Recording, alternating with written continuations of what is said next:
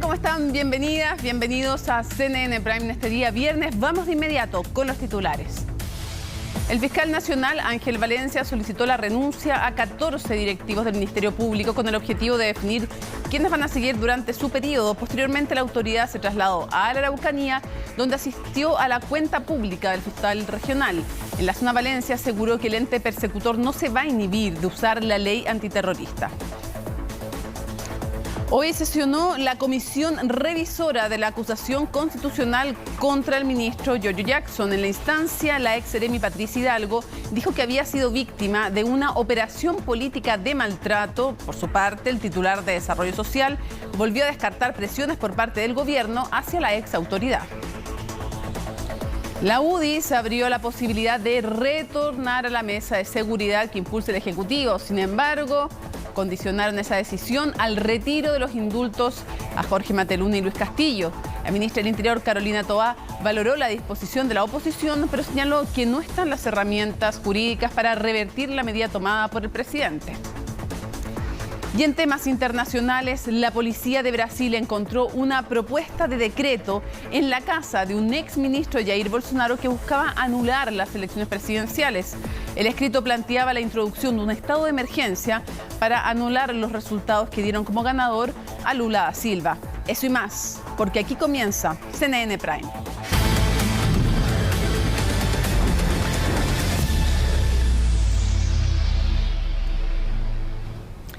Las autoridades de las dos coaliciones de gobierno se reunieron para definir la estrategia electoral para el proceso constituyente. Un debate donde el PPD ha presionado para que el oficialismo compita en dos listas, algo que ha sido criticado por sus socios de Apruebo Dignidad. El informe es de Paul Follert.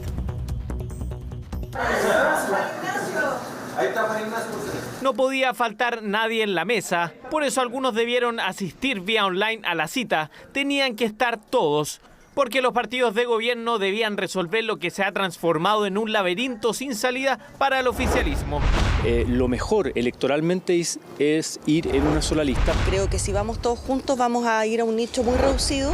La futura elección de consejeros constitucionales ha revivido las diferencias entre las coaliciones de gobierno. Esas discrepancias que se comprometieron a dejar atrás en el cónclave de Cerro Castillo el 6 de noviembre del año pasado. Constituirnos ambas coaliciones en una alianza de gobierno.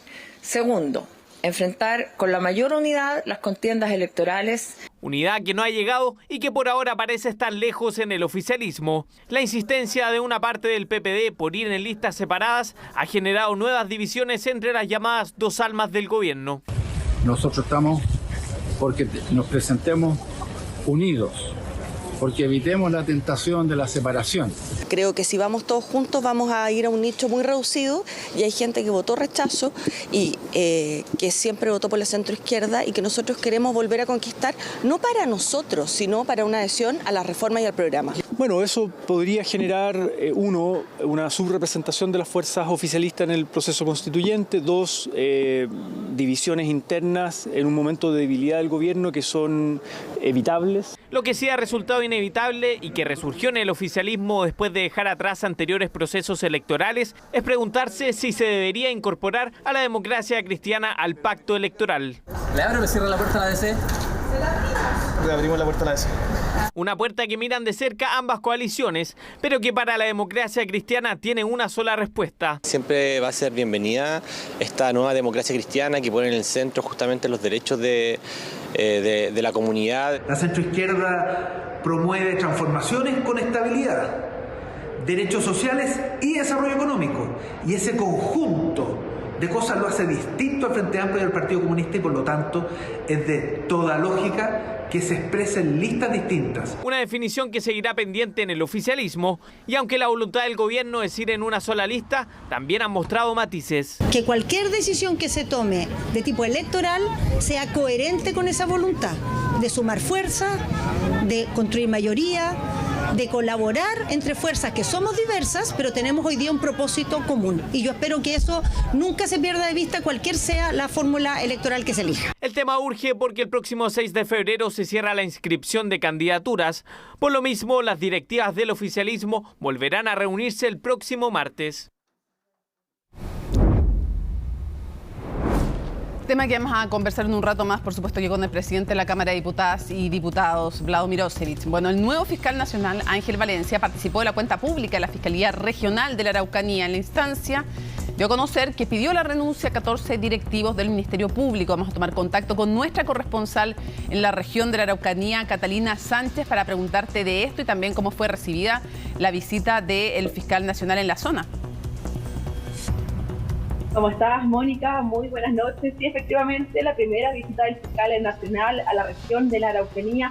¿Cuál fue el motivo principal? Fue la cuenta pública que rindió durante la mañana. A eso de las 11 de la mañana, el fiscal regional Roberto Garrido de la instancia hubo un punto de prensa. Pudimos conversar con el fiscal nacional Ángel Valencia. Le fue consultado, es cierto, respecto de varios puntos muy importantes, sobre todo porque va a comenzar recién esta gestión, luego de que el Ministerio Público se mantuviera sin su máxima autoridad, ¿cierto? Durante varias semanas. Respecto a este punto, él fue enfático. Por ejemplo, Mónica, al señalar que hay una necesidad muy evidente de inyectar recursos para poder fortalecer, principalmente en el caso de la región de la Araucanía, la unidad de la Fiscalía de Alta Complejidad. Él señaló además que esta zona de nuestro país, la región de la Araucanía, no puede estar solamente orientada a lo que se conoce como la violencia rural, sino que también se debe fortalecer, por supuesto, el combate al crimen organizado, a otros delitos como también la corrupción. Pero fue muy importante también porque él hizo énfasis, hizo hincapié también en dos compromisos para la región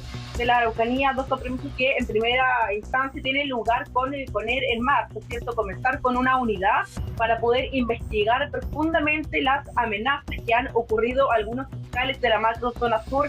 Recordemos que cuando ocurren atentados, ataques incendiarios, ha ocurrido en varias ocasiones que los sujetos dejan lienzos amenazando a fiscales y también a sus familias, y él ha dicho que esto es grave y que por ello se debe investigar de una forma más profunda, ¿cierto?, estas amenazas que han ocurrido en contra de algunos fiscales en la macrozona sur. Otro punto importante respecto de estos compromisos, Mónica, tiene relación con poder estudiar, poder analizar la actual situación que se vive hoy día en la macrozona sur y estudiar, por supuesto, cuáles son estos recursos que se necesitan de forma urgente para poder combatir el crimen organizado y todas las problemáticas que hoy día se presenten en esta zona de nuestro país. Tú bien lo adelantabas también, otro punto fundamental fue que el fiscal, ¿cierto?, le pidió la renuncia a todos los directivos de la Fiscalía Nacional, y entre ellos está también la ex candidata del gobierno, ¿cierto?, y también la abogada Marta Herrera, quien era directora de la unidad especializada anticorrupción. En total son 14 los directivos a los cuales se les pidió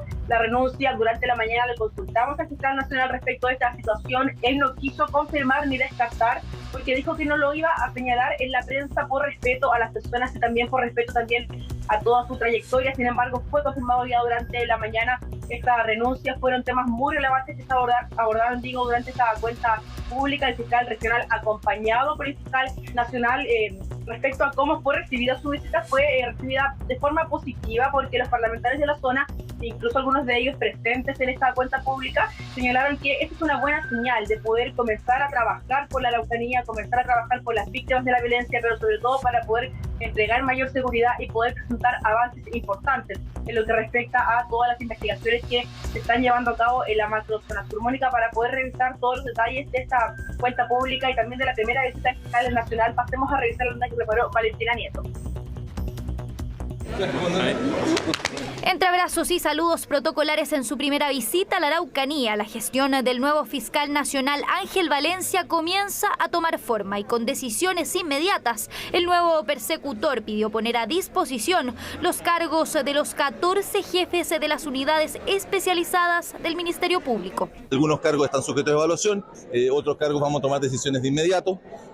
Otros cargos directamente hemos decidido ratificarlos sin necesidad de someterlos al estrés, ¿no?, de tener que esperar una evaluación. Algunos en evaluación y otros ya ratificados. Así, figuras como la ex candidata fiscal nacional y actual jefa de la unidad de víctimas y testigos, Erika Mayra, continuarían su trabajo al interior del organismo. No así otras jefaturas del Ministerio Público.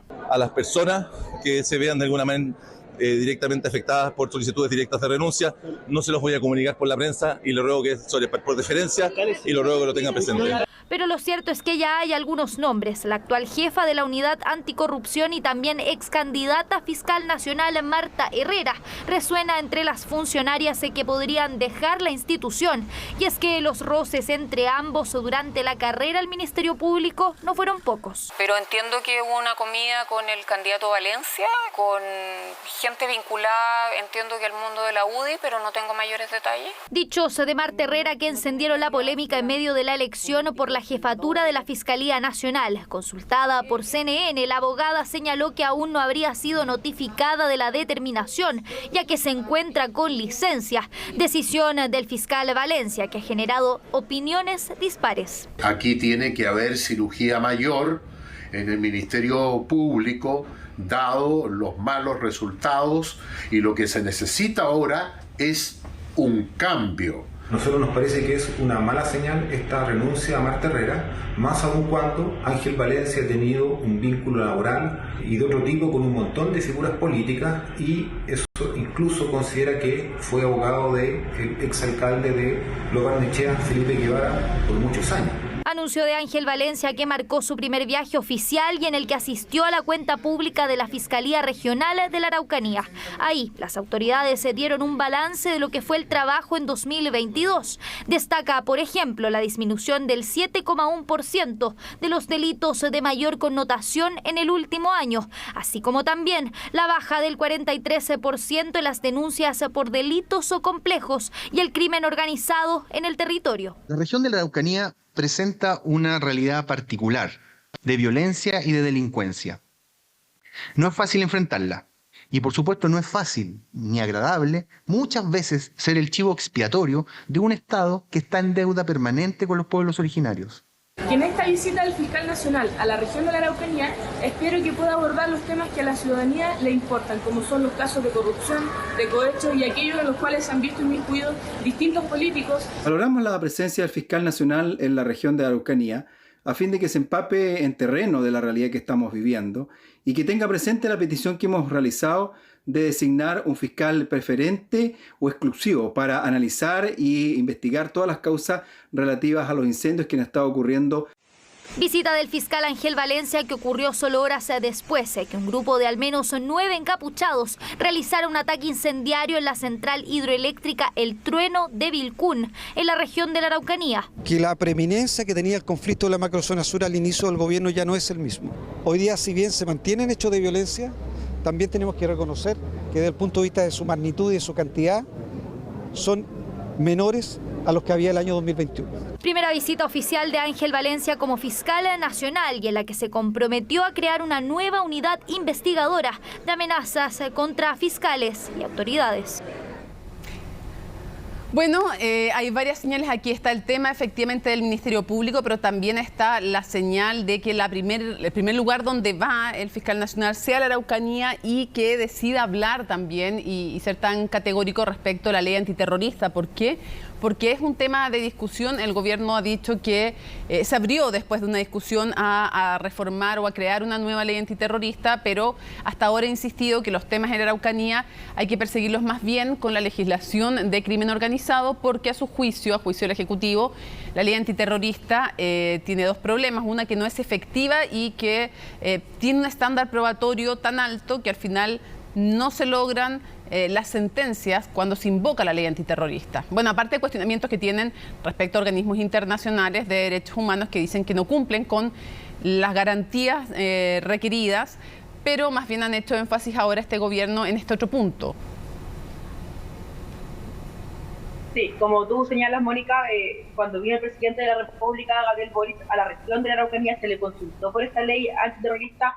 Como tú decías, él señalaba que no tenía los resultados que se esperaban y que no era lo que se esperaba tampoco para la Araucanía. Sin embargo, durante la mañana se le consultó también respecto a esta ley al nuevo fiscal nacional y él señaló y fue muy enfático también en comentar que la Fiscalía no se inhibirá en aplicar esta ley antiterrorista en el lugar que sea y no siente tampoco la excepción la región de la Araucanía, teniendo en consideración todo lo que ocurre en la macrozona sur, tanto en la región del Biobío como en la Araucanía, respecto de amenazas, respecto de ataques, de atentados, que siguen ocurriendo acá en la zona, pese al estado de excepción que sigue vigente. Así que él fue enfático en señalar que si se requiere, se va a utilizar. Perfecto, seguimos súper atentos entonces a este proceso y vamos a seguir atentos también a la interna del Ministerio Público, porque no va a ser sencillo. Ya generó polémica, está dentro de todas las facultades del nuevo fiscal nacional que él remueva a quien quiera, eso es innegable, pero otra cosa es que le vayan a presentar las renuncias voluntariamente, las que él pide, y otra también respecto, por ejemplo, de Marta Herrera, probablemente va a ser el caso donde va a haber mayor lupa, porque ella lo criticó también de alguna manera cuando estaba en el proceso de postulación al fiscal nacional, o más que criticó, hizo algunos puntos respecto a él, y por lo tanto va a ser probablemente donde va a haber más lupa y más polémica respecto cuando se concrete, si no esa petición de renuncia, si no presenta Marta Herrera la renuncia, entonces también qué medidas va a tomar él. Eso va a ser, sin duda alguna, ya está claro que va a ser uno de los temas más complejos de estas primeras medidas. Muchísimas gracias. Que estés bien, buenas noches. Los parlamentarios de la UDI enviaron al presidente Gabriel Boric una carta en la que condicionan su reintegración a la mesa de seguridad a que se revoquen los indultos otorgados a Jorge Mateluna y a Luis Castillo. Hay otros que sostienen que debieran revocarse todos los indultos, pero tenemos los detalles en el informe de Macarena Román. Así que mantener la tranquilidad que es una decisión difícil. De esta forma respondía a las preguntas por los indultos el presidente Gabriel Boric. Catalogó la decisión como difícil y vaya que lo ha sido. Le costó la salida de su jefe de gabinete y de la ministra de Justicia, una investigación por parte de la Contraloría y el congelamiento de la mesa de seguridad. Esa mesa yo creo que terminó por fracasar justamente por esta decisión. Pero fueron los mismos representantes de la UDI los que plantearon volver a integrar la mesa de seguridad. Eso sí, con una sola condición: revocar los indultos entregados al exfrentista Jorge Mateluna y a Luis Castillo. De ser así, como bancada de diputados de la UDI, estaremos absolutamente dispuestos a reintegrarnos a la brevedad posible a la mesa de seguridad que quedó inconclusa a partir de su cuestionada decisión. Nosotros creemos que no hace falta el pronunciamiento del Tribunal Constitucional. Y por supuesto, si eso ocurre, el gobierno estaría dando una señal potente. Además, la ministra Vallejo ha dicho que si los antecedentes hubieran sido otros, él habría actuado de manera distinta. El gobierno valoró la intención de reintegrarse a la mesa, aunque insisten en que no pueden revocar los indultos. Una herramienta para que la autoridad directamente lo haga no existe, pero nos queremos quedar con el fondo. ¿No? Con el fondo, que es la voluntad de buscar caminos para recuperar ese trabajo. Las bancadas opositoras han confirmado que llegarán hasta las últimas instancias. De hecho, este lunes acudirán al Tribunal Constitucional. Para que sea dejado sin efecto al menos uno de los decretos que a nuestro juicio es inconstitucional, que hizo relación con el exfrentista de Mateluna. Primero que todo, el gobierno tiene que dar señales en el sentido de proteger a las víctimas y a las familias chilenas. Mientras aquello no ocurra, claramente que no podemos conversar con el gobierno de seguridad. Pero no todos están de acuerdo en la oposición. El senador Sandón, quien se reunió con la ministra del Interior la semana pasada, reiteró que seguirá en la mesa de seguridad. Yo no voy a condicionar mi presencia en la mesa de seguridad, aunque los indultos hayan sido aberrantes. La gente está cansada, desesperada, la delincuencia nos tiene sobrepasados. Por eso necesita que trabajemos transversalmente. El compromiso de la mesa de seguridad era llegar a un acuerdo en diciembre pasado. De hecho, antes del congelamiento se establecieron cerca de 80 medidas, entre ellas mejorar el control fronterizo y el combate contra el terrorismo. El llamado es que nos pleguemos a un trabajo serio que se está llevando a cabo, que tiene un conjunto de medidas que permitirían darle al país una respuesta. Parlamentarios oficialistas e integrantes de la mesa llamaron a separar los temas. Creen que las conversaciones deberían seguir avanzando, todo mientras se espera la pronunciación de la Contraloría. Los indultos que ellos impugnan ya han presentado los requerimientos a la Contraloría, eso tiene un camino, y otro camino es asumir que la seguridad es la prioridad de los chilenos y las chilenas. Hoy día son los indultos, mañana quizás será otra cosa. Es hora de que los sectores dialogantes de la derecha decidan si están por abordar el tema de la crisis de seguridad o no. El futuro de la relación entre la oposición y el gobierno sigue siendo incierto, y más cuando se trata de la mesa de seguridad. Todo parece indicar que los indultos están costando para la moneda mucho más que solo la salida de Ríos de Justicia. Bueno, y el subsecretario del Interior, Manuel Monsalve, señaló que, comillas, el gobierno no es un juez tras revelarse un nuevo peritaje del caso Pío Nono. Un peritaje que sostiene que el ex carabinero Sebastián Zamora no empujó al adolescente por el puente. Esta es la tesis de ese peritaje. El informe de 48 páginas del Centro de Investigaciones Forenses, encargado por la defensa de Zamora, por la defensa del acusado, concluyó que el exfuncionario policial no habría empujado al joven de 16 años durante las manifestaciones del estallido social. Eso, en esta investigación, en este peritaje, se analizaron 6 videos grabados el pasado 2 de octubre de 2020, cuando el adolescente cayó 7,4 metros hasta el lecho del río Mapocho. Zamora, quien fue dado de baja, estuvo 5 meses en prisión preventiva, pero desde marzo del 2022 se mantiene con firma quincenal. La defensa, los querellantes, o sea, la familia y el propio afectado, sostienen que sí fueron empujados y además, desde la Fiscalía, se le imputa también por no haber asistido una vez que el joven cae, no haber ayudado y no haber asistido al joven, sino que fueron otras personas las que lo ayudaron y sino que se podría haber ahogado, porque estaba inconsciente y había agua. Desde Carabineros, por eso les digo que hay distintas visiones en cada uno de los puntos, porque desde Carabineros sostienen que era imposible por la situación del momento haberlo asistido, algo que los querellantes sostienen que no es así. Ahí están los dos puntos de vista respecto del hecho mismo y de la posterior reacción frente al hecho. Desde el Ejecutivo señalaron que es la Fiscalía la que debe investigar y el Poder Judicial determinar las responsabilidades del caso. Cuando uno gobierna tiene que ser muy cauteloso en materia de emitir juicios que le corresponden a otras instituciones del Estado. El gobierno no es un juez, no determina quién es responsable o no responsable de un delito. ¿Debería cambiarse la configuración de homicidio frustrado como lo está proponiendo la fiscal Chong? Hay que recordar que el sistema judicial no está compuesto solo por la Fiscalía. Entonces yo no le voy a pedir ni le voy a dar instrucción al fiscal de lo que tiene que hacer. Lo que sí está claro que finalmente las responsabilidades se van a determinar en base a la evidencia que se pueda demostrar en el proceso judicial. Bueno, tras los deslizamientos de tierra que bloquearon la ruta en el sector de Baños Morales, todo esto en San José de Maipo, del cual les hemos contado este hecho, ¿no? El Seremi de Obras Públicas de la región metropolitana anunció que ya está restablecido el tránsito para peatones. Estamos muy contentos esta tarde, nos encontramos aquí en la conexión entre San José de Maipo y Baños Morales. Hemos cumplido los plazos que nos habíamos establecido y estamos hoy día restableciendo el tránsito peatonal y esperamos este fin de semana restablecerlo para vehículos livianos.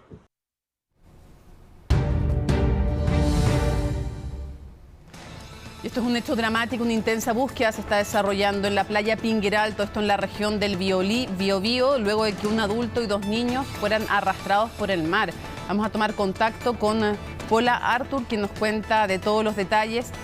Paula, el hecho es tremendamente dramático porque en realidad son 4 las personas arrastradas al interior del mar, una mamá, sus 2 hijos y luego el papá, ¿no? Es lo que entiendo. Y después los tratan de ayudar y solo logran rescatar a la madre. Y así es, una dramática situación que se está viviendo acá en la playa de Pingueral, donde continúa la búsqueda de estas 3 personas que están desaparecidas. Se trata de un padre junto a sus 2 pequeños hijos.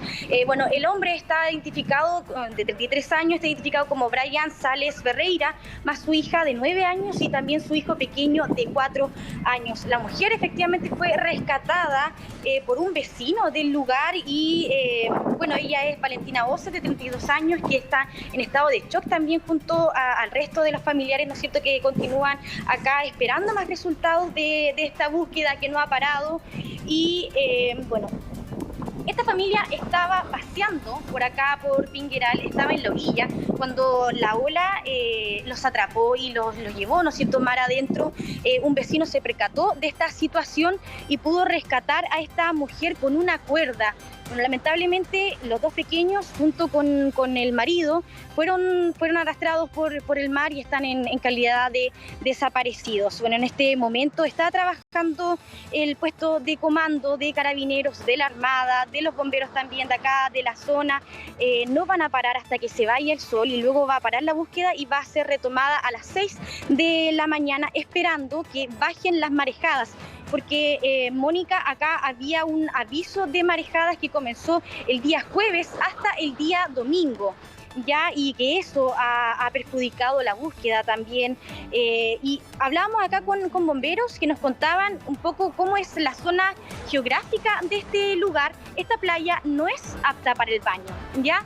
Y desde la orilla hacia el interior del mar tiene una forma de V de unos 60 metros ya de profundidad, lo que también hace que se provoquen remolinos en el oleaje y que no puedan acceder los buzos marinos.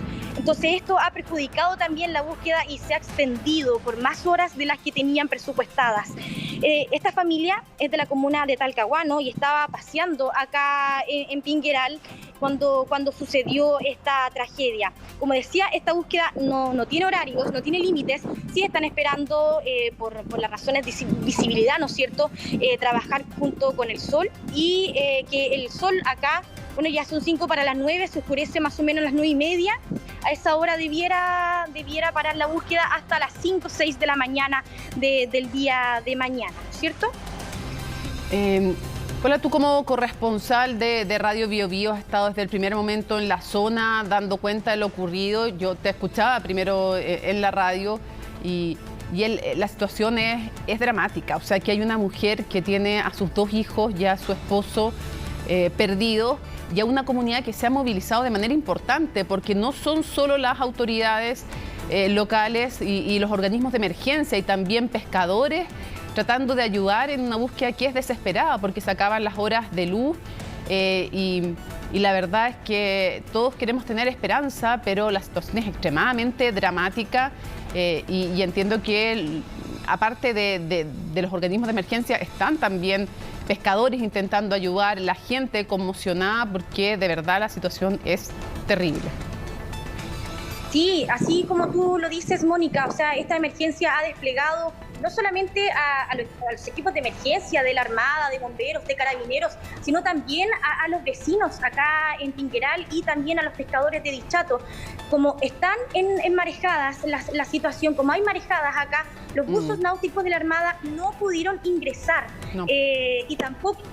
Solo el rastreo fue aéreo. Entonces, ante esa dificultad, los pescadores inmediatamente se sumaron a esta búsqueda y se han sumado, son aproximadamente, bueno, en este momento hay unos 5 barcos, más o menos 5 botes de pescadores voluntariamente que se han unido a esta causa y no han parado desde las 3 de la tarde. También decir que los vecinos acá en Pingueral voluntariamente también se han acercado a las familias ofreciendo cobijo, alojamiento, comida, baño, ¿no es cierto? Y todas las situaciones para complementar de alguna manera y ayudar a esta búsqueda que tiene muy preocupada a la zona del Biobío.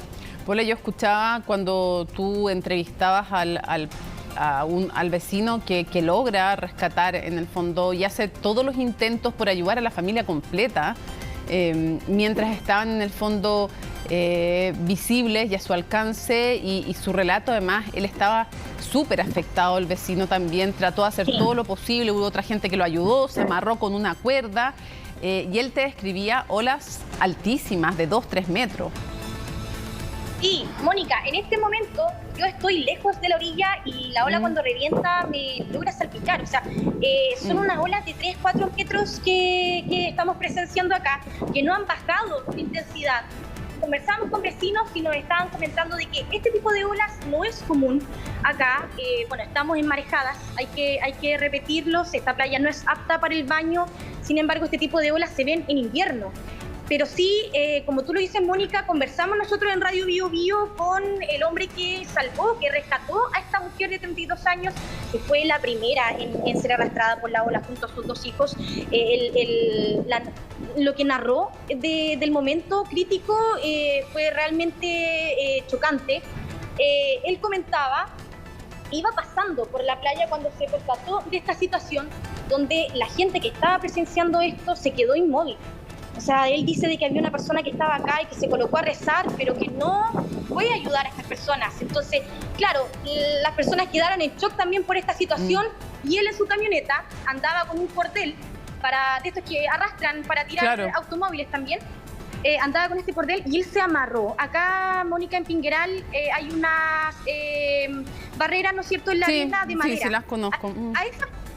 A a esas barreras él se amarró con un cordel que no le alcanzó para llegar a la orilla.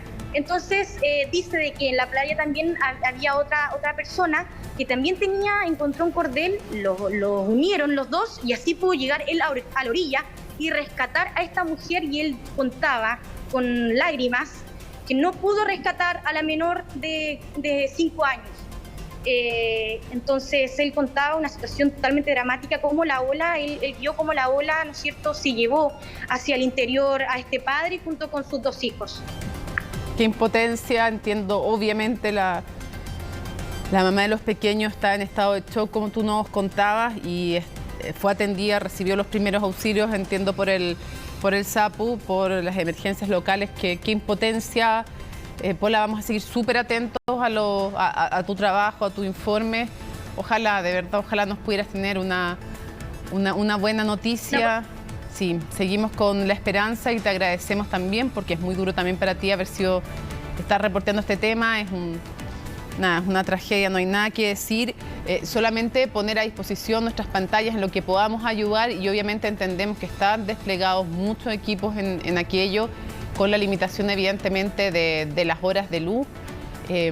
¿A qué hora tú estás ahí al lado de la orilla? A ver si te podemos ver de nuevo en pantalla. ¿Cuánto rato más de luz calculas tú que queda? Mira, el sol ya bajó, ya está detrás del cerro. Acá no podemos ver cómo se esconde el mar, o sea, cómo se esconde el sol en el mar, sino que se esconde en el cerro.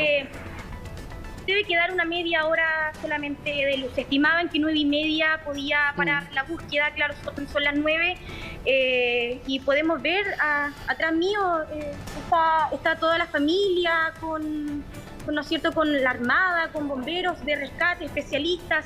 Mañana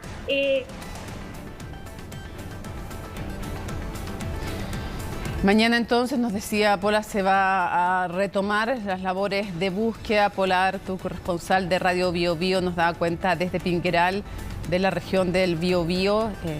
A poner nuestras pantallas al servicio de esta familia, preguntar qué necesitan. No hay nada más que preguntar en estos momentos.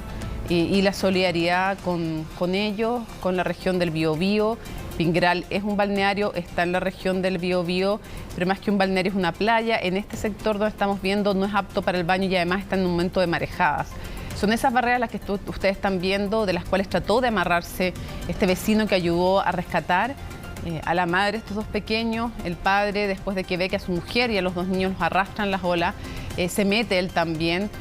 Y también se lo lleva el mar. Están todos los equipos disponibles, al menos en la zona, trabajando de manera aérea. También pescadores que han puesto sus embarcaciones al servicio de esta búsqueda dramática, angustiante. Seguimos muy atentos a lo que ocurre en la región del Biobío con esta familia y con toda esta comunidad, con todo el país que está pasando esta familia por momentos especialmente duros.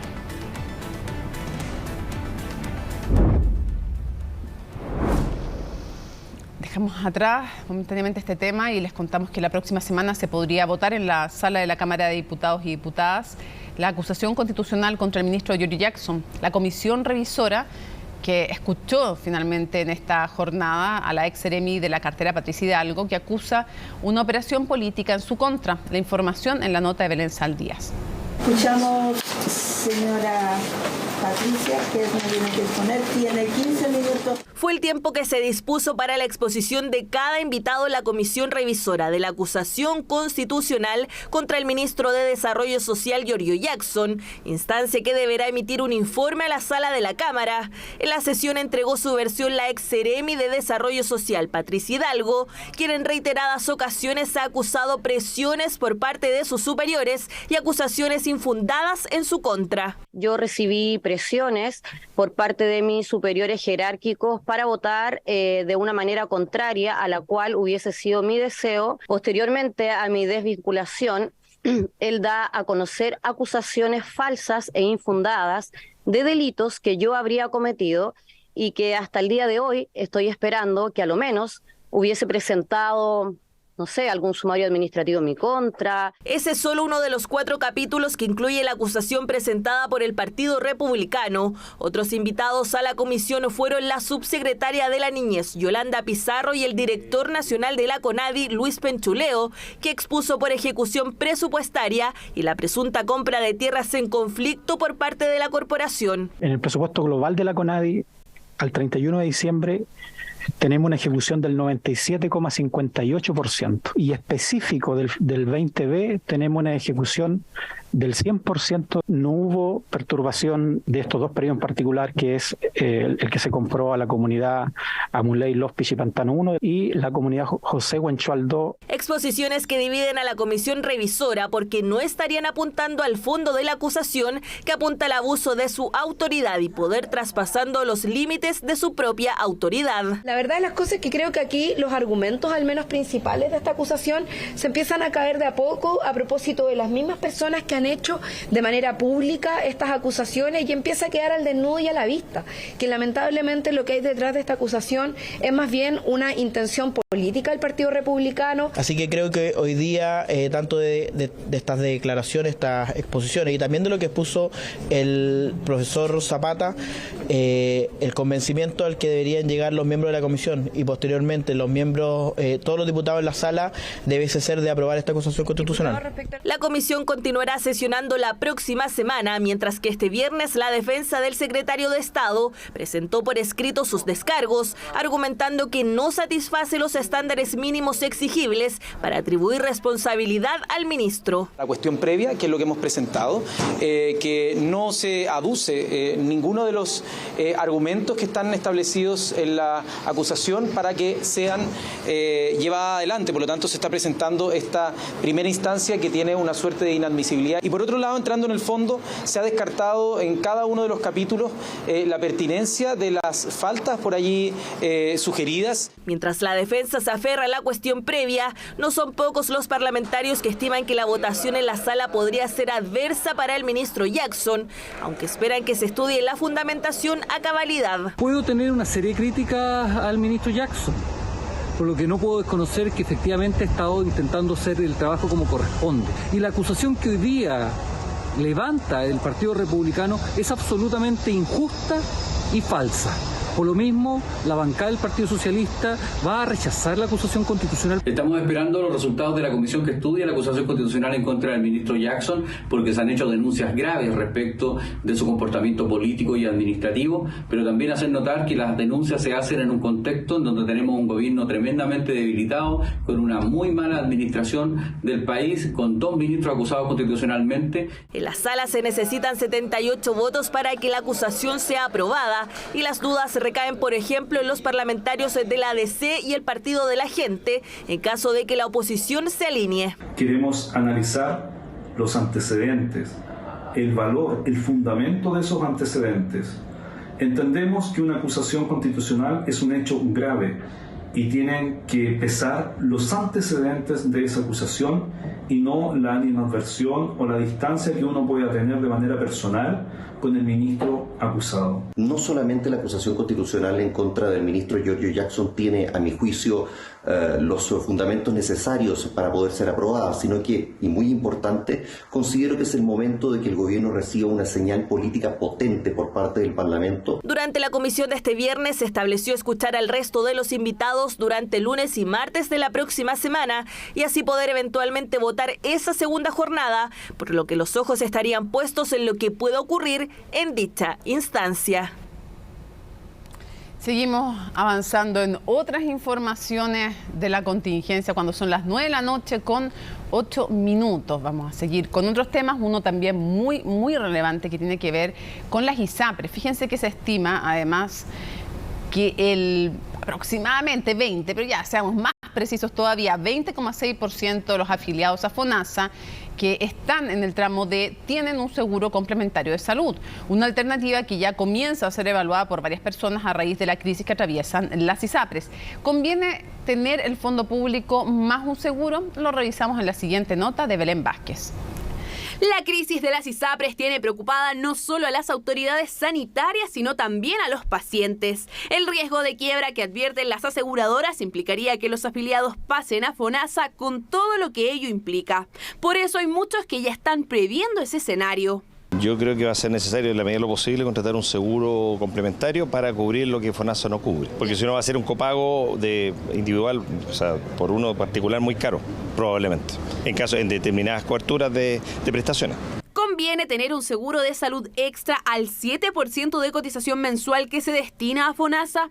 La respuesta más inmediata es depende. Depende del tipo de seguro, de las características del afiliado, de sus ingresos, entre otros factores. Por ahora, la principal función que cumplirían los seguros complementarios individuales, estando en FONASA, es el acceso oportuno al sistema de salud privado, en cuanto a la velocidad de la atención, digamos.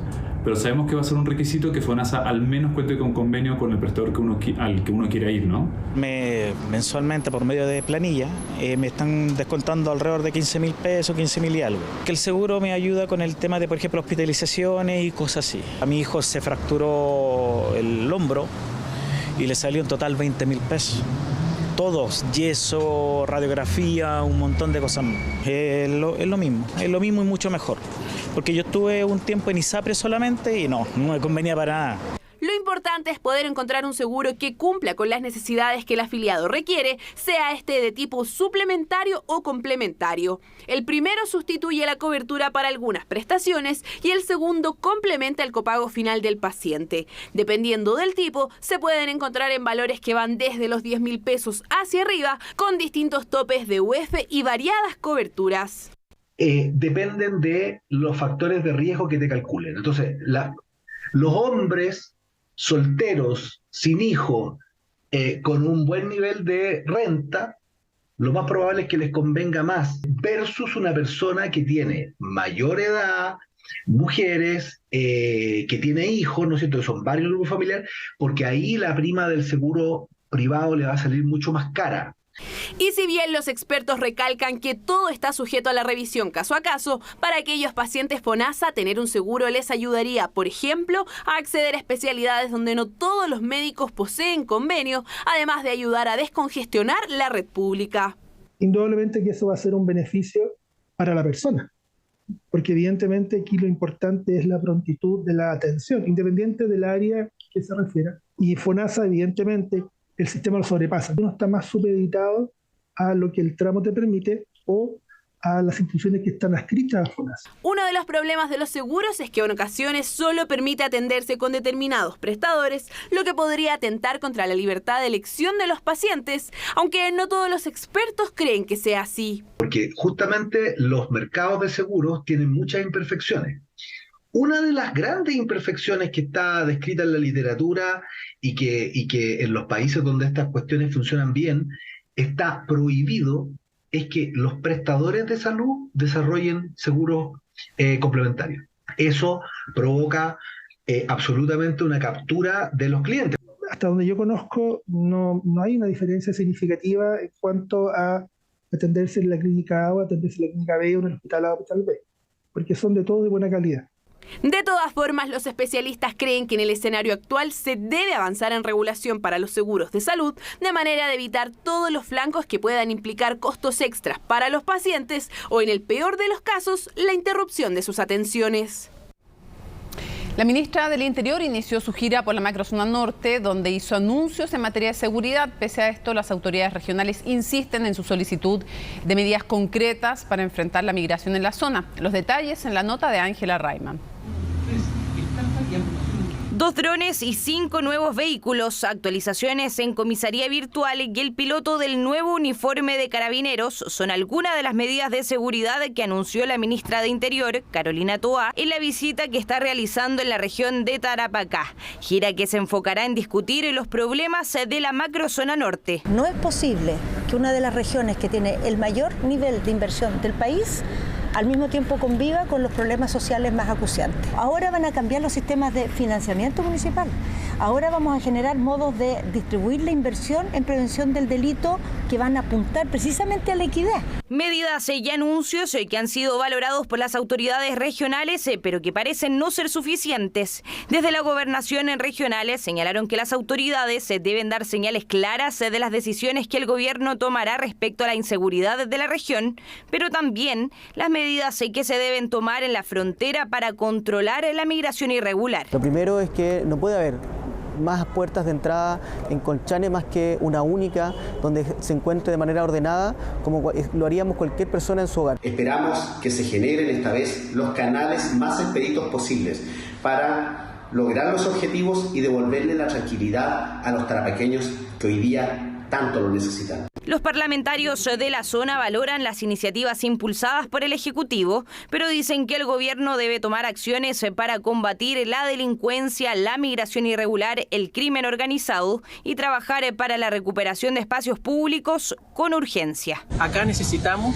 una mayor concordancia del gobierno en lo que anuncia y en lo que definitivamente hace. Lo único que nos preocupa a nosotros, a quienes vivimos y representamos a este territorio, es que estas medidas lleguen en los plazos oportunos. Un punto que es clave precisamente es cómo con la discusión del royalty minero y esta nueva distribución de la riqueza en nuestro país, llegan mayores recursos también a nuestra región. Yo creo que esa es la clave. Sí, hasta el momento es insuficiente en la región en la recuperación de espacio público. El Senado aprobó el proyecto de la Ley de Infraestructura Crítica y el gobierno le dio urgencia en su segundo trámite constitucional de la Cámara de Diputados. El compromiso del presidente de la República es poder comenzar a aplicar la ley en febrero y de esta forma darle más atribuciones a las Fuerzas Armadas en el control migratorio fronterizo de la zona, descartando así un posible estado de excepción constitucional en la macrozona norte. Ellos han centrado en lo que es infraestructura crítica, pero eso es simplemente para no dar el estado de excepción constitucional acá en el norte de Chile, donde también mueren personas. Se ha llegado a la conclusión que la herramienta mejor para tener y aprovechar el aporte que pueden hacer las Fuerzas Armadas es precisamente a través de este proyecto de infraestructura crítica autorizar su colaboración en el control de la frontera. El compromiso del gobierno del presidente Boric es que el decreto con fuerza de ley que va a permitir la aplicación de esta nueva norma va a estar vigente ya en el mes de febrero. La visita de la secretaria de Estado en la región se extenderá hasta el día sábado al mediodía, donde visitará las comunas de Iquique y Alto Hospicio para culminar su gira en Colchane. Tenemos harto que conversar junto al presidente de la Cámara de Diputadas y Diputados, Vlado Mirosevic. Diputado, gracias por acompañarnos. Hola Mónica, muy buenas noches. A ver, tenemos hartos temas. Comencemos por el de los indultos. Quiero preguntarle si usted ha conversado sobre esto con el presidente de la República. Bueno, Mónica, yo no acostumbro en general, no solo en general, no acostumbro, la verdad, difundir mis conversaciones con el presidente. Pero en este caso le puedo decir de que no he conversado con el presidente sobre este tema. No, yo no quería que difundiera nada privado, pero hay veces en que las conversaciones son privadas y hay veces en que no necesariamente son privadas, incluso uno se queda con una convicción al respecto que pueda ser pública. Hecha esta aclaración, quiero preguntarle si usted cree que, a ver, primero, si no lo entiendo mal o no lo he entendido mal de sus declaraciones anteriores, ¿usted cree o está en desacuerdo con alguno de los indultos o con todos los indultos? No, a mí en general se me preguntó respecto de la... Yo he evitado pronunciarme sobre el fondo de los indultos, ¿no? Porque estoy en un rol institucional que tiene que ver con la presidencia de la Cámara y que, claro, no he intentado no dar mi opinión personal, pero, claro, una vez que el gobierno reconoció que había existido un error y me preguntaron qué opinaba yo del señor Castillo, dije claramente que el señor Castillo me parece que no es precisamente un luchador social y creo que sí, ahí... Yo valoré el reconocimiento del gobierno que hubo un error. Pero he intentado evitar el tema de los indultos, además, Mónica, por lo siguiente, porque la realidad en el norte es bastante compleja y creo que es mucho más útil para el país que nos dediquemos a los temas que realmente importan, como por ejemplo la tasa de homicidios. Ya, pero estoy y entonces Entiendo su punto, pero necesito seguir preguntándole al respecto porque usted acaba de decir algo que a mí me llama la atención. Usted acaba de decir, el gobierno reconoció el error. ¿Quién ha reconocido que fue un error entregarle un indulto al señor Castillo? Bueno, me parece que la salida de la ministra de Justicia y luego del jefe de gabinete del presidente son precisamente un reconocimiento de que hubo un error. Luego las palabras de la ministra Vallejo dan cuenta de eso. El propio presidente dijo que hubo desprolijidades en la manera en que se ejecutó su decisión. Es que una cosa es que se reconozcan desprolijidades y otra cosa es que nos expliquen a los chilenos y a las chilenas cuáles son esas desprolijidades y segundo, si consideran un error los indultos o no y cuáles de ellos, porque usted sabe que hay varias posibilidades, o que no crean en el gobierno que es un error haber otorgado los indultos o que crean que parte de ellos fueron un error y otros no. ¿Usted lo tiene claro? Sí, es cierto, Mónica, pero creo que no es mi rol, por una parte, referirme a los indultos, ni mucho menos referirme a cuáles son esas desprolijidades en específico de parte del gobierno. Creo que eso tiene que ser un reconocimiento que el gobierno podría hacer, pero no es mi caso. Yo no, pero me refiero a que usted, como cualquier ciudadano, tampoco tiene claro si el gobierno cree que es un error todos los indultos, algunos de ellos, usted como ciudadano... Porque yo no lo tengo claro, no sé si usted tiene claro si el gobierno considera todo un error o parte de los indultos. Yo creo, Mónica, que esa pregunta habría que hacérsela al gobierno. En mi caso, lo que yo he intentado en mi rol como presidente de la Cámara es volver y repetir insistentemente a que tengamos un acuerdo nacional por seguridad, porque con lo que está pasando en el norte, que nosotros sigamos discutiendo y no seamos capaces de dar vuelta a la página respecto a los indultos y sigamos discutiendo de eso en circunstancias que se paralizó el Acuerdo Nacional por Seguridad, que es realmente la primera prioridad en el país, a mí me parece que es un despropósito. Ahora, yo lo que he intentado es decir, miren, cuando hicimos el acuerdo constituyente, había un buen clima entre las distintas fuerzas políticas que entendían había que salirse un poco de la contingencia para lograr un acuerdo. Porque si seguíamos la trinchera de la contingencia, probablemente no iba a ser posible un acuerdo. Digo, en este caso, repitamos lo mismo. ¿Por qué, Mónica, no podemos convocar a todas las fuerzas políticas, como estaba sucediendo en el marco de la mesa de negociación de un acuerdo nacional por la seguridad y en contra del crimen organizado, que salgamos un poquitito de la contingencia y en el principal tema que hoy día la gente está demandando, diputado, nos pongamos de acuerdo como sistema político? Es imposible, yo le digo, o sea, como periodista es imposible no seguir tocando este tema mientras no se dé una respuesta, y no se ha dado la respuesta a las temas que le estoy diciendo yo, tanto así que usted tampoco tiene la respuesta, ni como ciudadano ni como autoridad no le corresponde porque no es su rol, pero como ciudadano usted tampoco sabe lo mismo que yo le estoy preguntando y que nos preguntamos mucho. Hecho ese punto, quisiera preguntarle si a su juicio, dos cosas, si debieran revertirse los indultos, todos, algunos de ellos, y segundo, porque uno es el deber ser, y otro, si existe la posibilidad de aquello. Le pediría que me contestara las dos cosas. Revertir, ¿sería bueno revertir los indultos, todos, algunos de ellos? Y lo segundo, ¿se puede? Bueno, he escuchado y leído a varios expertos constitucionalistas que dicen que no es posible revertir los indultos, desde el punto de vista jurídico. Hay otros que tienen una opinión distinta. Yo realmente no me atrevería a ser categórico en esto, pero me inclino, por supuesto, por aquellos que dicen que esto tiene una dificultad constitucional. Ahora, no es mi rol, Mónica, referirme a una decisión que es una decisión presidencial, que es de otro poder del Estado y que en mi caso yo creo que puedo ayudar mucho más en lo que te mencionaba. Creo que puedo ayudar mucho más en más que dar una opinión o no sobre los indultos. Creo que en las cámaras tenemos un rol de convocar a las fuerzas políticas a decirles demos vuelta a la página, superemos este tema en la coyuntura, cada uno tendrá su opinión. Sí, pero es que Chile Vamos, pero vamos a un acuerdo nacional. Ya, pero es que Chile Vamos ha dicho, podríamos volver a la mesa de seguridad, pero si revierten los indultos.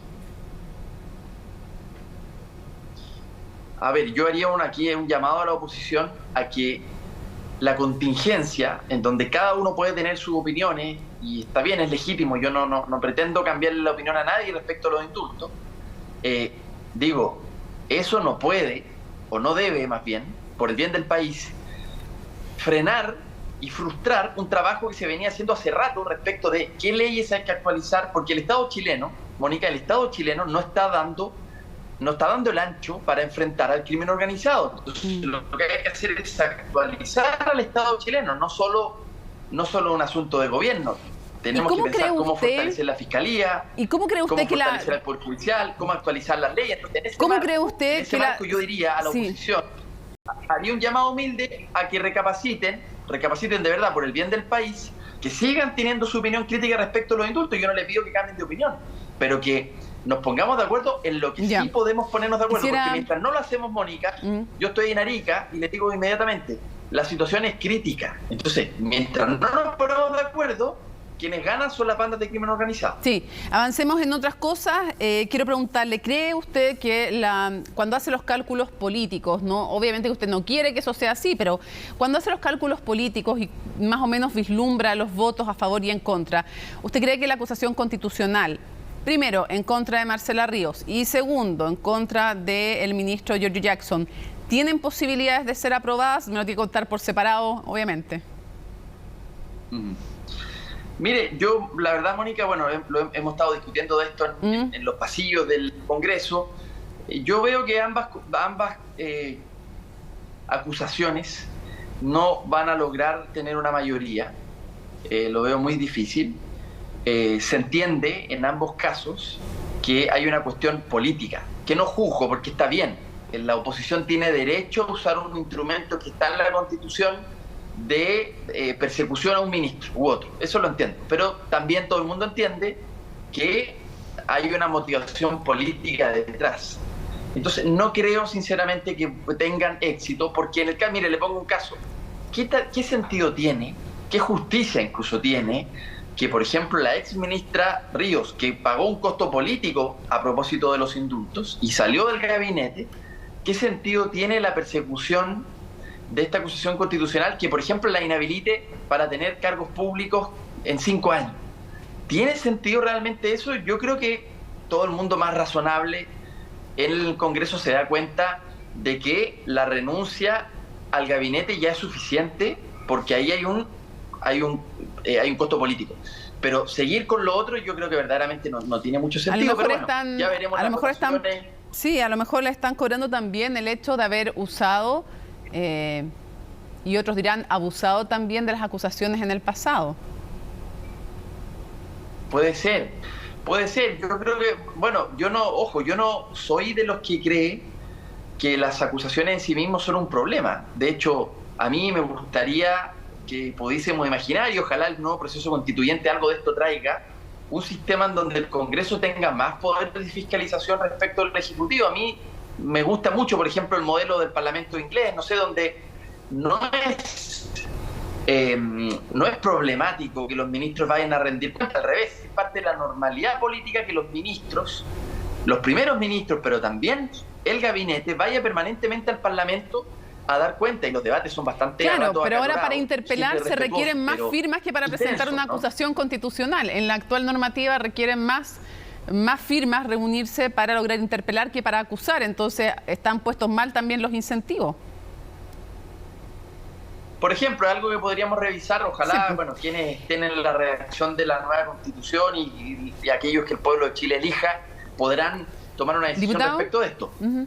A mí me gusta mucho más un sistema parlamentario donde el Congreso tenga más poder de fiscalización y más contrapeso real respecto de quién gobierna en el Ejecutivo. Creo que eso sería bueno para Chile. Entonces yo no le pondría...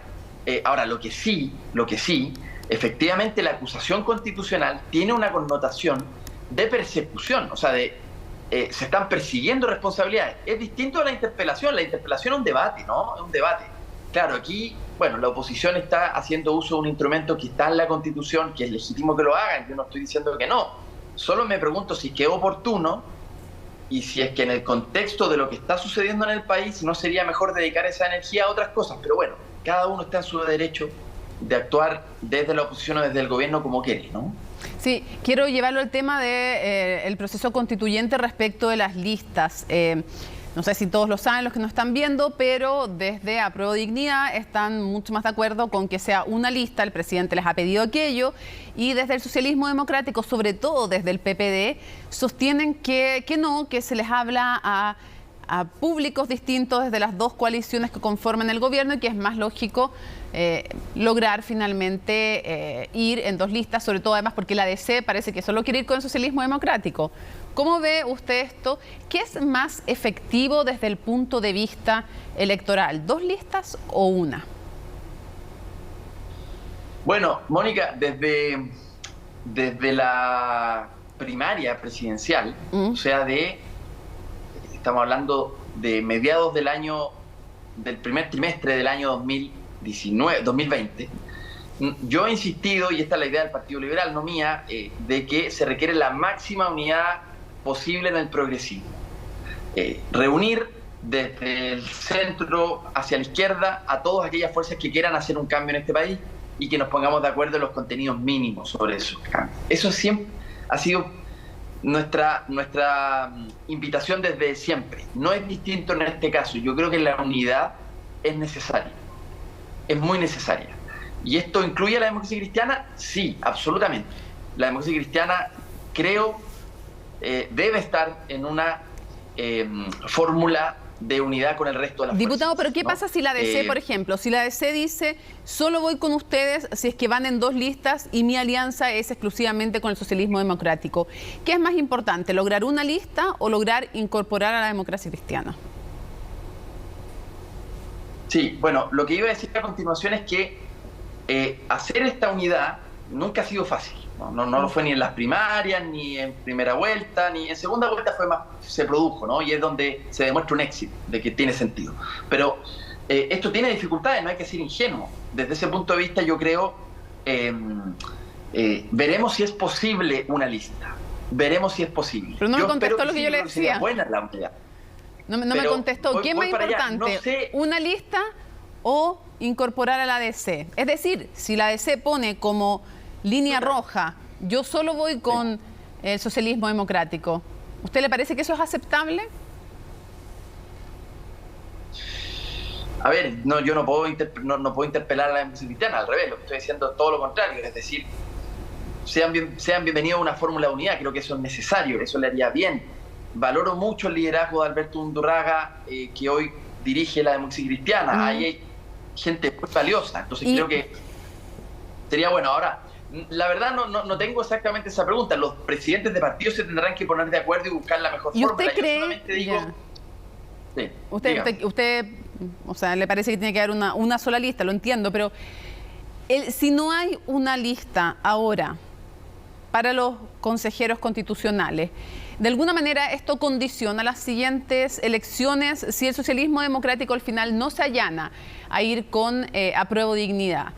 ¿Esto condiciona que vayan después en listas separadas para las municipales, parlamentarias o no? Yo diría que no necesariamente. O sea, lograr una única lista tiene dificultades, ¿no? Y hoy día se está intentando buscarle una fórmula, pero yo diría que no necesariamente esto condiciona el resto de las elecciones. Lo que sí es importante, y esto es súper importante, y es probablemente lo que está de fondo detrás del debate sobre las listas, es que necesitamos construir una mayoría parlamentaria. Esto es una de las derivadas, ¿no? Una de las tantas derivadas, pero necesitamos construir mayoría parlamentaria para que ciertos cambios que durante mucho tiempo el país está esperando, por ejemplo la reforma de pensiones, por fin salga. Entonces creo que necesitamos la máxima unidad posible, y eso tiene que expresarse en las cámaras, en el Congreso, en las listas, en todas las elecciones. Yo espero que de verdad nos pongamos de acuerdo. Yo sé que es difícil, esto es una responsabilidad de los partidos políticos, de los presidentes de partidos, y yo les pido que conversen, dialoguen y lleguen a un acuerdo lo antes posible. Claro, porque... Pero creo que no compromete lo que vendrá. Lo que vendrá. Entiendo. Ahora va a ser bien raro si van en dos listas. No sé cómo le van a explicar a la gente. ¿Quiere decir que tienen puntos de vista distintos respecto de la nueva Constitución? ¿Quieren cosas distintas? O sea, están en el mismo gobierno, pero quieren cosas distintas. Igual va a ser raro. Digo, para cerrar. A ver, yo está claro cuál es mi posición, ¿no? De la máxima unidad posible, pero aquí hablo quizás más desde la mirando un poco la historia reciente del país, ¿no? No sería el primer gobierno que tiene dos listas, ¿no? Durante la concertación, en varias ocasiones, existieron dos listas parlamentarias, pero también 2 listas municipales. Es decir, no creo de verdad que una lista o 2 listas sea, por decirlo así, la gran prueba de fuego de la unidad de la alianza de gobierno. No lo pondría en esos términos. Ya. Es un diseño electoral, simplemente, Mónica, que se ha utilizado en el pasado, no le pondría mayor dramatismo, aunque siempre es necesaria la unidad, pero no le pondría un dramatismo que esto significa... no significa más que simplemente hay un diseño electoral. Ok, listo. Al presidente de la Cámara de Diputados y Diputadas, hay gente que me pregunta en redes sociales por qué darle con decirle Cámara de Diputadas y Diputados. Yo a las cosas les digo cómo se llaman oficialmente. Ustedes le cambiaron el nombre, así es que por eso le estoy explicando a la gente en su casa. Por eso le digo, así como al Senado le digo Senado porque se llama así, a ustedes les digo la Cámara de Diputadas y Diputados porque así se cambiaron el nombre, así se llama hoy día en Chile. Bravo Mirosevich, diputado, muchísimas gracias por habernos acompañado. Bien, Mónica, a ti, muchas gracias. Bueno, hoy se conmemora el Día Mundial de la Lucha contra la Depresión, que afecta a un 3,8% de la población mundial. En este contexto, el Ministerio de Salud inauguró el primer espacio de encuentro comunitario de salud mental en Pirque, con el objetivo de acercar este tipo de atenciones a los ciudadanos. Magdalena Fuenzalía nos cuenta más. La rapidez de la vida, la sobreexigencia, la pandemia e incertidumbre. Contextos en los que nuestra salud mental se ha ido deteriorando y nos está pasando la cuenta. Se estima que la depresión afecta a 3,8% de la población mundial. En 2022, en nuestro país, un 14% de los chilenos tuvo síntomas moderados o severos de depresión. La depresión es una enfermedad que está escondida porque nadie dice yo estoy deprimido. La pandemia nos dejó mal. Ahí estamos sobreviviendo. La verdad es que no estamos muy bien, yo creo que estamos en números rojos, cifras rojas. Una enfermedad que muchas veces puede ser silenciosa y a la que es necesario estar atentos. Hay cambios también en todo lo que tiene que ver con los ciclos biológicos, ¿cierto? Se altera el apetito, se altera el sueño, ¿cierto? El insomnio es muy frecuente. Hay mayor fatigabilidad, mayor tendencia al cansancio, ¿cierto? Y en la medida que van apareciendo síntomas, ¿cierto? En estas distintas áreas uno tiene que prestarle atención. Abordar la crisis de salud mental se ha vuelto un tema urgente a nivel nacional, especialmente desde la salud primaria, pero de acuerdo a las recomendaciones de la Organización Mundial de la Salud, a nivel nacional deberían existir 261 centros de salud mental, COSAM.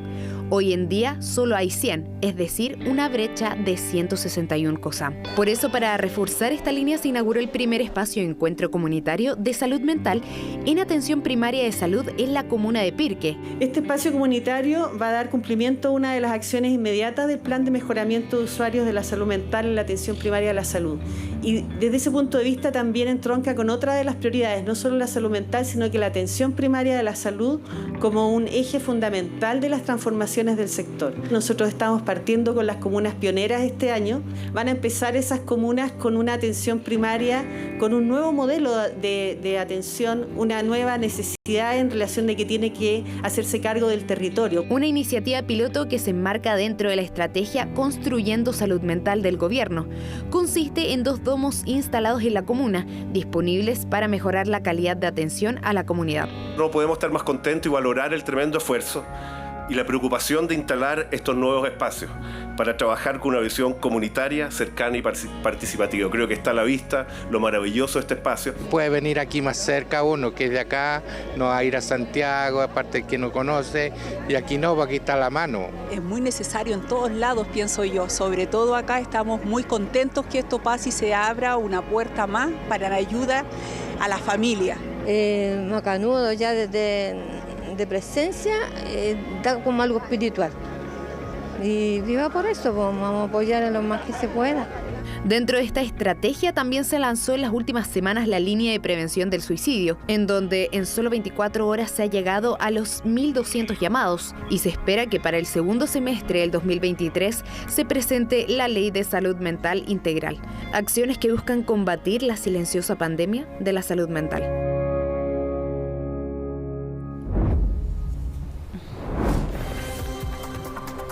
Momento preciso para revisar las informaciones internacionales más relevantes junto al editor del área, Mario Reagada.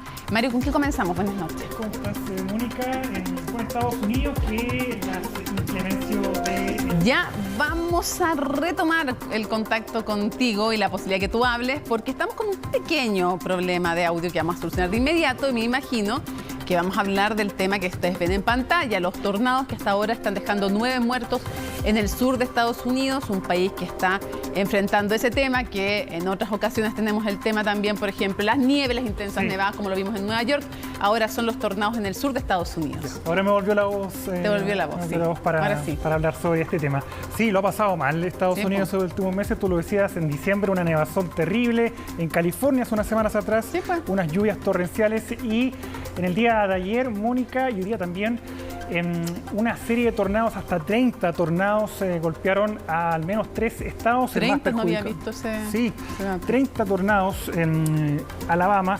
Fue el más afectado, ahí es la mayoría de las víctimas fatales, 9 muertos, 7 murieron en este estado, pero también fue afectado Georgia y también Tennessee por esta serie de tornados que ha dejado también a cerca de 200.000 personas sin electricidad. Personas que lo perdieron prácticamente todo, Mónica. Vemos poblados que básicamente desaparecieron del mapa. Son zonas que están acostumbradas, eso sí, a este tipo de fenómenos. Muchas de ellas tienen refugios para poder refugiarse, haga la redundancia, de estos fenómenos, pero hay casas y ahí veía y leí algunos testimonios de las familias que habían perdido básicamente todo. Se decretó obviamente el estado de emergencia para estas zonas. Esto es básicamente fenómenos que tienen que ver con el calentamiento global, pero sí, es cierto, Estados Unidos en estos últimos meses no lo ha pasado bien con las inclemencias del tiempo. De hecho, en California todavía está esperando una nueva tormenta de lluvia que podría caer entonces en los próximos días, y ahora se viene una reconstrucción tremenda en Alabama, en Georgia y en Tennessee después del paso de esta tremenda ola de tormentas. Fíjate que uno de estos tornados, Mónica, recorrió hasta 80 kilómetros con vientos de más de 180 kilómetros por hora. Imagínate todo el tiempo y toda la distancia que recorrió uno de estos tornados, y por eso el nivel de destrucción que generó entonces este tipo de fenómenos.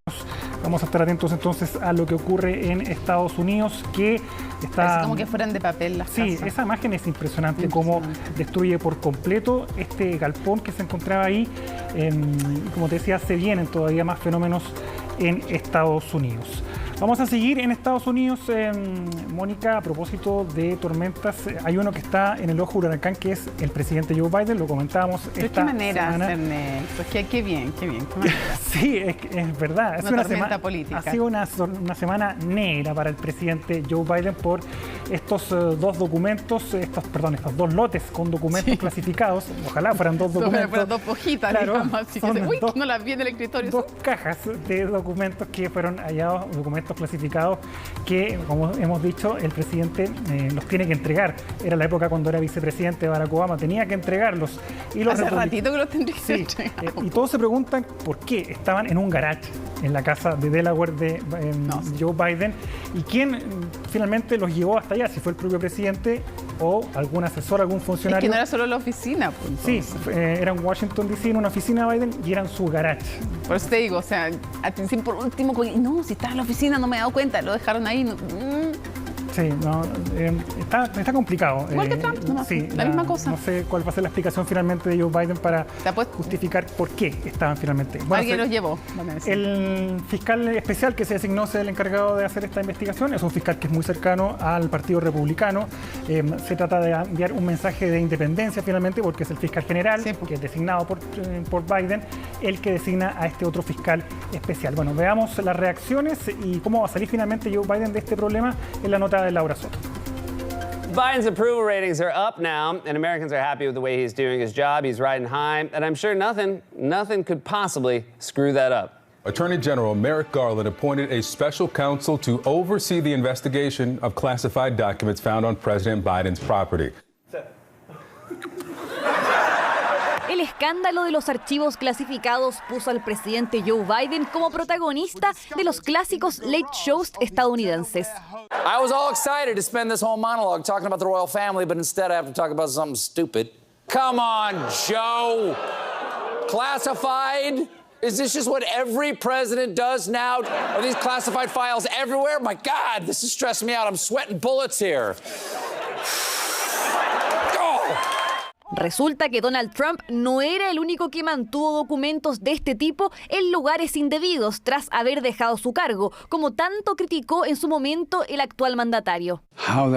¿Cómo es posible que eso ocurra? ¿Cómo es posible que alguien sea tan irresponsable? Pero ahora muchos lo califican a él como irresponsable. La noticia fue destapada el lunes pasado por la cadena CBS News, que informó sobre el hallazgo de una decena de documentos clasificados de la época en que Joe Biden era vicepresidente de Barack Obama. Los archivos fueron encontrados por sus abogados 6 días antes de los comicios parlamentarios en su oficina privada en Washington, D.C., la cual usó ocasionalmente desde mediados de 2017 hasta el inicio de su campaña presidencial en 2020. Un escándalo que sorprendió al mandatario mientras se encontraba en México, en la Cumbre de América del Norte. Cuando mis abogados estaban limpiando mi oficina en la Universidad de Pensilvania, encontraron algunos documentos en una caja, en un armario cerrado, y tan pronto como lo hicieron, se dieron cuenta de que había varios documentos clasificados en esa caja, e hicieron lo que deberían haber hecho: llamaron inmediatamente a Archivos Nacionales y los entregaron. Biden no pudo responder cómo esos documentos terminaron ahí. Lo único que se sabe de ellos es que son una mezcla de archivos personales y políticos que incluyen información sobre Ucrania, Irán y Reino Unido. Trump no tardó en reaccionar en su red social Truth Social, instando al FBI a hacer una redada en las casas de su sucesor y la Casa Blanca. Mientras tanto, el presidente evitaba responder preguntas a la prensa.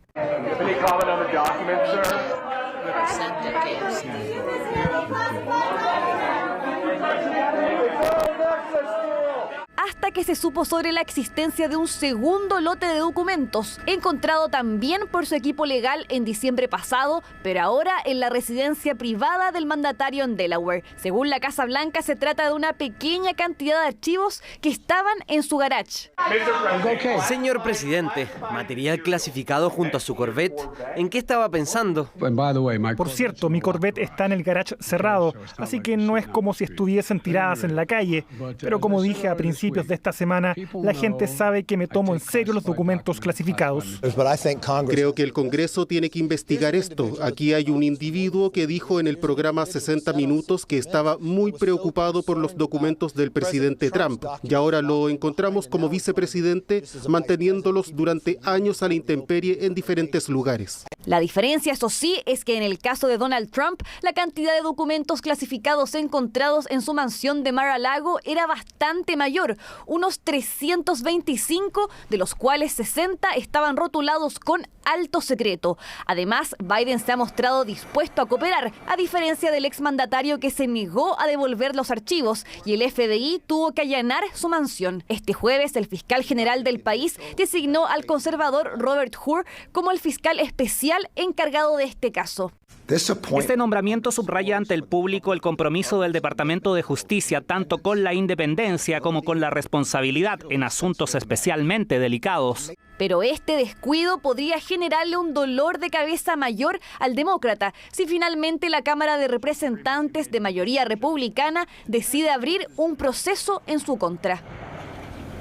Bueno, viajamos ahora a nuestra región, a Brasil, porque hay últimos antecedentes respecto al asalto a los 3 poderes del Estado en Brasilia. Hoy día se conoció finalmente que la Fiscalía General de Brasil le solicitó a la Corte Suprema que incluya al expresidente Jair Bolsonaro en las investigaciones detrás de este incidente como autor intelectual.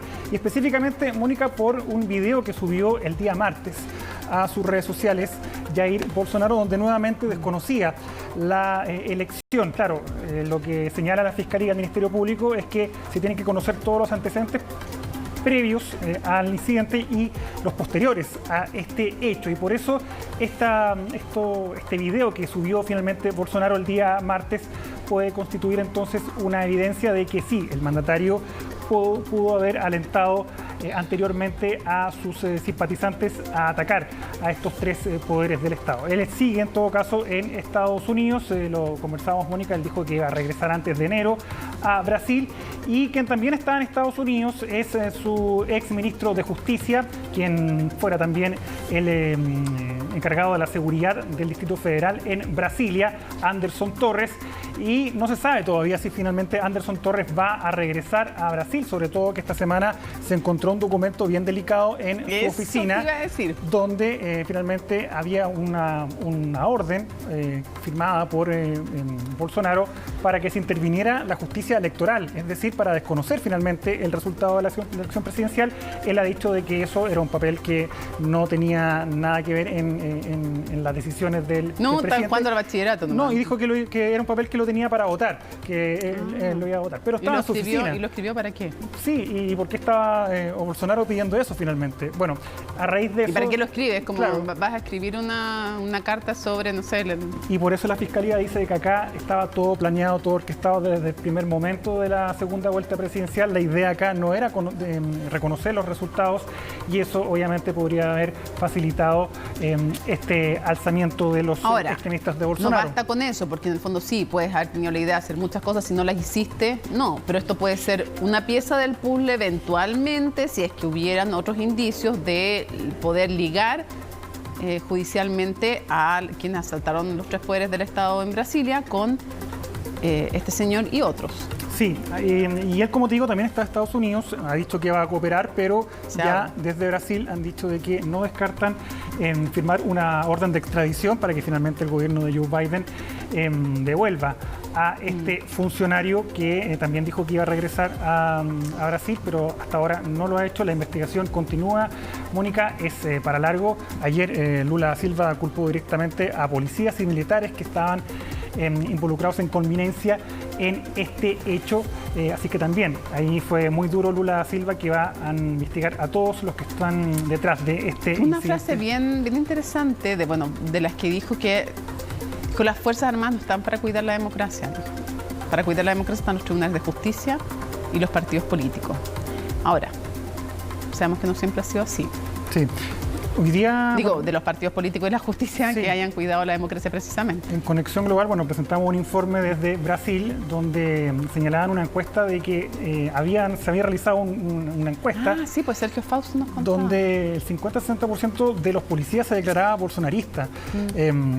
Pero ellos decían que eso no necesariamente tenía que ver con estar en contra de la democracia. Pero ya haber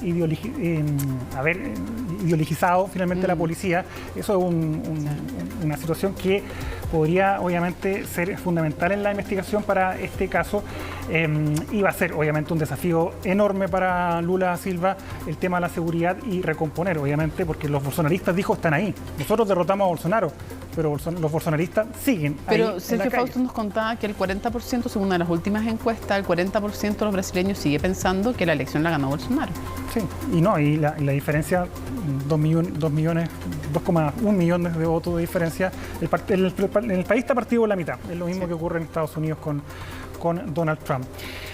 Mónica, terminamos con una protesta de activistas ambientalistas que están instalados en un pueblo en Alemania, en Colonia. Están instalados desde hace meses. Son cientos de ambientalistas y hoy día recibieron la visita de Greta Thunberg. Hace 3 días comenzó el desalojo de estos activistas porque, fíjate, es un pueblo que fue comprado por una empresa minera.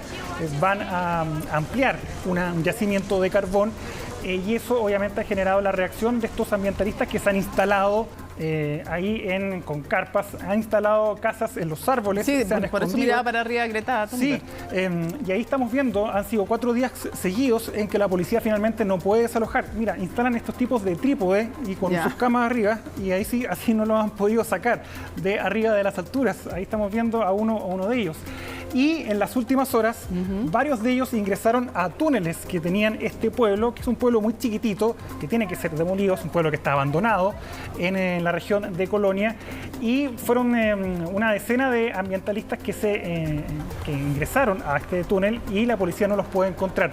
El problema es que no pueden iniciar las excavaciones, todo eso, porque podrían correr el riesgo de ser agredidos finalmente la integridad física de estos ambientalistas. Greta fue muy dura con el gobierno alemán, dijo de que está siendo una vergüenza que en el año 2023 Alemania insista en ocupar carbón, pero bueno, sabemos que la guerra en Ucrania cambió todo el panorama energético de toda Europa.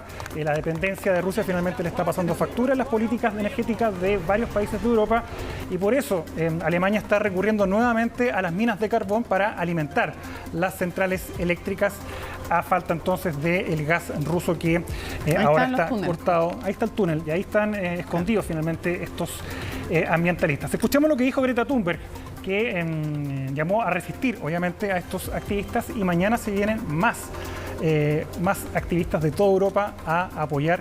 Esto apunta, Mónica, a ser en la capital de la lucha ambiental en Europa, con un desalojo que hasta ahora no ha dado frutos. Creo que es absolutamente absurdo que esto esté pasando en el año 2023. La gente más competente es clara, la ciencia es clara. Necesitamos mantener el carbón bajo tierra. Alemania realmente está quedando en vergüenza ahora mismo. Ahí están los ambientalistas escondidos, Mónica, en este túnel con pasamontañas. Es pleno invierno en Alemania, hay mucho frío y ese ha sido uno de los principales problemas que han tenido los efectivos policiales para finalmente desalojar. Son cientos, no es uno, ni dos, ni tres, ni 10, son cientos los activistas que están repartidos por todo este pueblo que se llama Lützerath y que está en Colonia.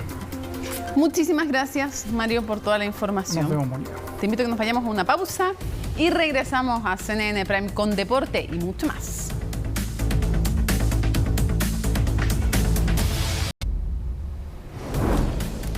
Se acabó por hoy día CNN Prime. Viene CNN Tiempo y luego no se pierdan, por supuesto, CNN Magazine.